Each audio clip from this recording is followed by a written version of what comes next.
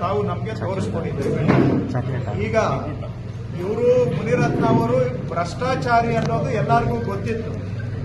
ಕಳಪೆ ಕೆಲಸ ಮಾಡ್ತಾರೆ, ಇವರ ಮನೆಯಲ್ಲೇನೆ BBMP ಬಿಲ್ ಬರೀತಾರೆ, ಇವೆಲ್ಲವೂ ಕೂಡ ಗೊತ್ತಿತ್ತು.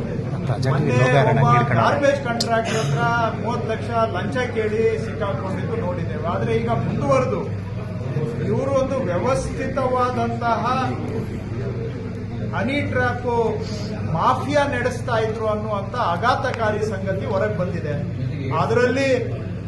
ಅದರಲ್ಲಿ ಹೆಣ್ಣು ಮಕ್ಕಳನ್ನ ಉಪಯೋಗಿಸಿಕೊಂಡು ಫಸ್ಟ್ ಕೆಲವು ಸರ್ಕಾರಿ ಅಧಿಕಾರಿಗಳನ್ನೇ ಹನಿ ಟ್ರ್ಯಾಪ್ ಮಾಡಿ, ಆ ಅಧಿಕಾರಿಗಳನ್ನ ಉಪಯೋಗಿಸಿಕೊಂಡು ಕೆಲವು ರಾಜಕಾರಣಿಗಳನ್ನು ಕೂಡ ಹನಿ ಟ್ರ್ಯಾಪ್ ಮಾಡಿ, ಅದರಿಂದ ವಿಕೃತ ಒಂದು ಸ್ಯಾಟಿಸ್ಫ್ಯಾಕ್ಷನ್ ಪಡ್ಕೊಳ್ಳೋದು ಅಷ್ಟೇ ಅಲ್ಲದೆ ಅವರನ್ನ ರಾಜಕೀಯವಾಗಿ ಮತ್ತು ಅಧಿಕಾರ ದುರುಪಯೋಗಕ್ಕೆ ಅವನ್ನೆಲ್ಲ ಬಗ್ಗಿಸ್ಕೊಳ್ತಾ ಇದ್ರು ಅಂತ.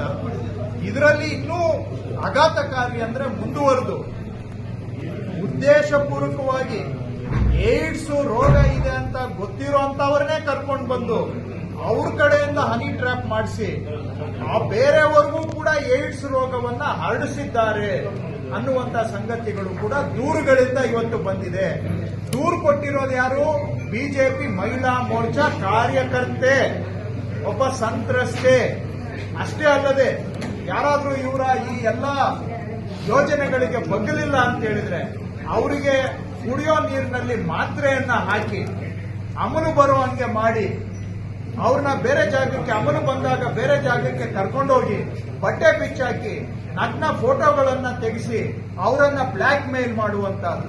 ಪೊಲೀಸ್ ಅಧಿಕಾರಿಗಳನ್ನ, ಬೇರೆ ಇಲಾಖೆ ಅಧಿಕಾರಿಗಳನ್ನ ಅವ್ರದ್ದು ಹನಿ ಟ್ರ್ಯಾಪ್ ಮಾಡಿ ವಿಡಿಯೋವನ್ನ ಕ್ಯಾಪ್ಚರ್ ಮಾಡಿ ಅವರನ್ನ ಬ್ಲಾಕ್ ಮೇಲ್ ಮಾಡಿ ಅವ್ರ ಕಡೆಯಿಂದ ಕೆಲಸ ಮಾಡುವಂತಹದ್ದು. ಸಂತ್ರಸ್ತರನ್ನ ಕರ್ಕೊಂಡು ಬರೋದಕ್ಕೆ, ಕರ್ಕೊಂಡು ಹೋಗೋದಕ್ಕೆ ವಿಕ್ಟಿಮ್ಗಳನ್ನ ಪೊಲೀಸ್ ಹೊಯ್ಸಳ ವ್ಯಾನ್ ಅನ್ನ ಬಳಕೆ ಮಾಡಿದ್ದಾರೆ.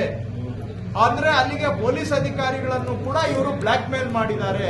ಇಷ್ಟೆಲ್ಲಾ ಸಂಗತಿಗಳು ಕೂಡ ಆರೋಪಗಳು ಬಂದಿದ್ದಾವೆ.